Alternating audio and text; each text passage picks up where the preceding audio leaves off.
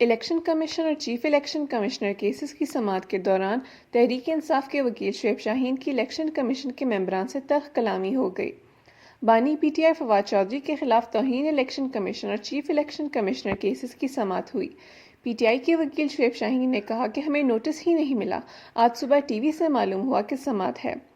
ممبر election commission نے سوال کیا کہ ڈی ڈی لاء آپ نے نوٹس کیا تھا؟ D D law election commission نے جواب دیا کہ اس دن جیل میں تاریخ کا اعلان ہو گیا تھا۔ وکیل شعیب شاہین نے کہا کہ اس کیس کو ملتوی کر دیں، آپ ہم سے تنقید کا حق بھی چھین رہے ہیں، بلے کا نشان بھی چھین لیا ہے، اب الیکشن کے دنوں میں ہمارے لیڈر پر توہین الیکشن کمیشن کی سزا ہو جائے گی۔ ممبر الیکشن کمیشن نے شعیب شاہین کو جواب دیتے ہوئے کہا کہ ہم نے چھینا نہیں ہے، آپ کو دیا نہیں تھا، اس کیس کو 2 سال ہو گئے ہیں، اس وقت آپ کی حکومت تھی۔ وکیل شعیب شاہین نے کہا کہ اللہ کرے فیصلہ آئین اور قانون کے مطابق ہو، ہمارے اندر لاوا پکا ہوا ہے، ہم اس کا اظہار نہ کریں۔ رحیم یار خان میں ہمارے وکیلوں پر پرچہ ہوا ہے۔ الیکشن کمیشن نے کہا کہ آپ کے وکلا نے حملہ کیا تھا، تنقید ہونی چاہیے، گالی تو نہیں ہونی چاہیے۔